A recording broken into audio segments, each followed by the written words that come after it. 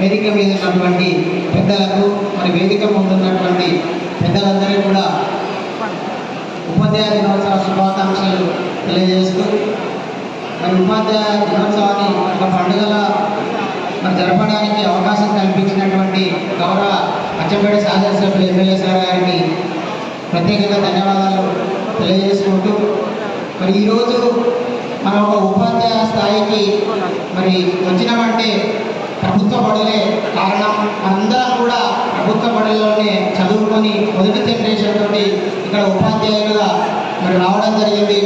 ఈరోజు క్షేత్రస్థాయిలో మనందరికీ తెలుసు ప్రభుత్వ పాఠశాల విద్యార్థుల సంఖ్య మరి ఏ విధంగా క్రమక్రమంగా తగ్గుతుందనే విషయం మనందరికీ కూడా తెలుసు. కాబట్టి మరి వాటిని పెంచే విధంగా మనందరం కూడా మరి కృషి చేయాల్సినటువంటి అవసరం ఎంతైనా ఉంది.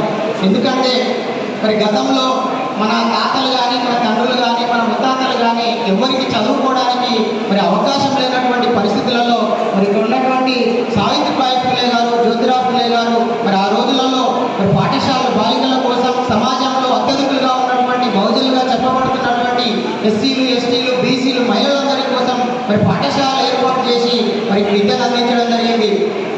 ఈ సందర్భంగా జ్యోతిరావు గారు చెప్తారు, మరి విద్య లేక వివేకం లేదు, వివేకం లేక నీతి లేదు, నీతి లేక విత్తం లేదు, విత్తం లేక పురోగతి లేదు, మరి పురోగతి లేకనే ఈ సమస్త ప్రజానికం అందరూ కూడా అధోగతి పాలవుతున్నారని మరి సావిత్రిబాయి ఫులే గారి యొక్క భర్త జ్యోతిరావు ఫులే గారు చెప్తారు. మరి అప్పుడు విద్య గురించి వాళ్ళు మరి ఆలోచన చేసి ఈ సమాజంలో ఉన్నటువంటి వ్యక్తులందరూ అభివృద్ధి సాధించాలంటే విద్య ద్వారానే సాధ్యమని చెప్పి పాఠశాల ఏర్పాటు చేసి తదనంతరం బాబాసాహెబ్ అంబేద్కర్ ద్వారా మనకు హక్కులు కల్పించి ఈరోజు మనం ఇంతమంది తయారైనాం.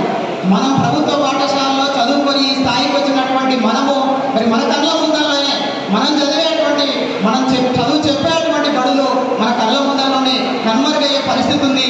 మరి దీన్ని అరికట్టాలంటే ఈ బాధ్యత మనందరి పైన ఉందని మరి తెలియజేసుకుంటూ ప్రభుత్వం కూడా మనకు అన్ని విధాలుగా సానుకూలంగా మరి మనకు అన్ని విషయాల్లో సపోర్ట్ చేస్తుంది. కాబట్టి దాన్ని మనం ముందుకు తీసుకుపోవాలంటే మనం మరింతగా పనిచేయాలని మీకు రిక్వెస్ట్ చేయడం జరుగుతుంది.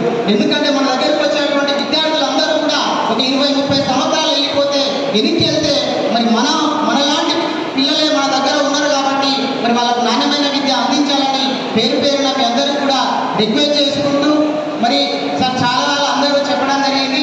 మరి చెప్పిన విషయాలు చెప్తే బాగుంటుంది, కానీ మరి కామన్ సర్వీస్ విషయంలో తీసుకొస్తే ఎంఈఓలుగా మరి పర్యవేక్షణ పెంచుకోవడానికి డిప్యూటీఓలుగా మరి అవకాశాలు వస్తాయని తెలియజేసుకుంటూ ఇంకొక ముఖ్య విషయం ఏంటంటే సిపిఎస్ అనేది చాలా దారుణంగా ఉంటారు, కంట్రిబ్యూటెడ్ పెన్షన్ స్కీము. సో అది కూడా కల్పించాలని ఈ సందర్భంగా మరి తెలియజేసుకుంటూ ఈ అవకాశం ఇచ్చినటువంటి